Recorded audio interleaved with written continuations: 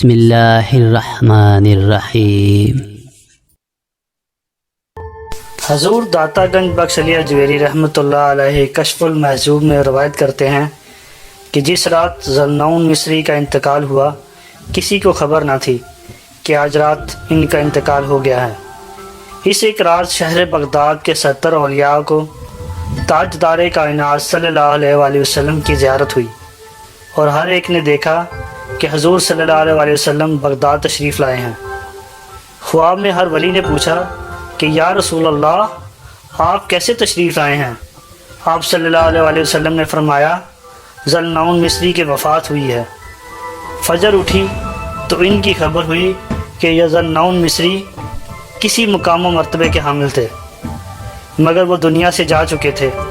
اور جب لوگ ان کے گھر پہنچے تو نور کے کلمات سے ان کی پیشانی پر لکھا ہوا تھا، اللہ کا عاشق تھا اور اسی کے عشق میں وفات پا گیا، اللہ کا محبوب تھا اور اسی کی محبت میں وصال فرما گیا۔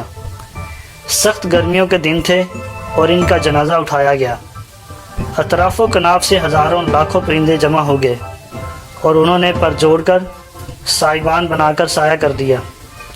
اللہ چاہتا تو بادلوں سے ہی سایہ کر دیتا، مگر بادلوں سے سایہ کرتا تو کئی نہ ماننے والے کہتے کہ بادل تو آتے ہی رہتے ہیں، مگر اللہ نے بادلوں کے ذریعے سایہ نہیں کروایا کہ ان پرندوں نے پروں سے پر ملا کر سائبان بنا دیا۔